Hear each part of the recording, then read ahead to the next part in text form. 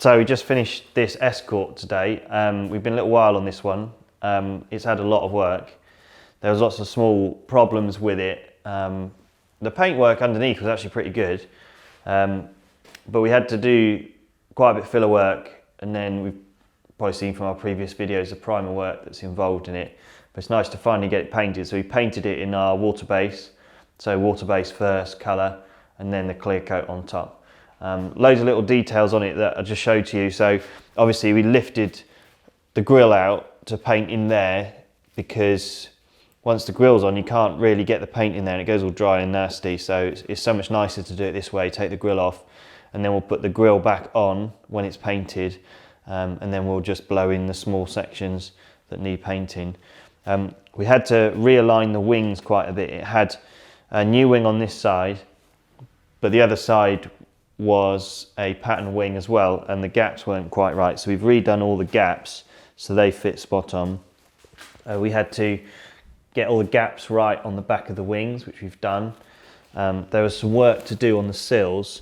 The sills had been overlapped when they previously been repaired, so that meant there wasn't enough gap for the door. So we had to shorten the doors to get them to line up absolutely spot on, which they do now. There was a couple of gap issues around here which we sorted out. There was also the back panel had a bit of damage on, and I wanted to make sure that when you look at the back panel it looked absolutely original.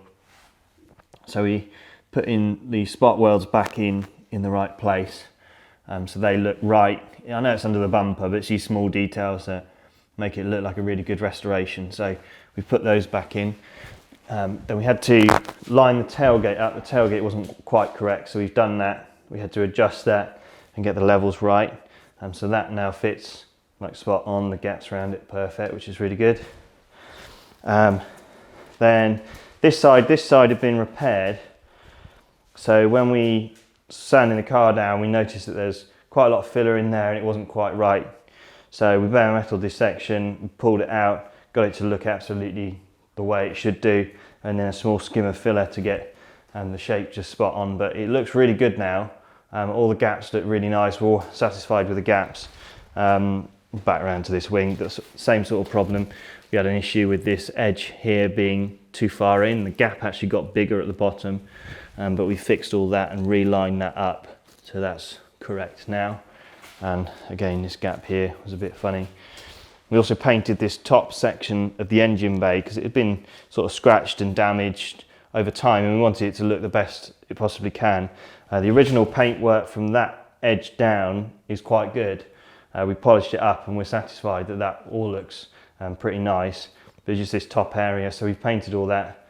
Then we weren't happy, and the customer wasn't happy as well, with how the droop snoot front bumper didn't line up correctly with these panels here. So we had to put the bumper on, make sure it was absolutely aligned, but we actually found there was damage on the bumper behind it and also along the reinforcement plates as well.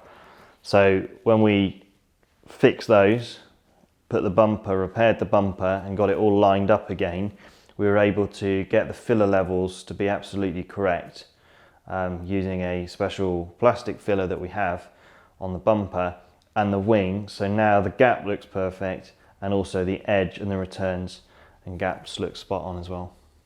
We just need to block and polish it all, so we'll block this down, just take the top layer of the lacquer off really to get it really dead smooth like glass, and then we'll machine polish it all up and it should look spot on when it goes back to the customer.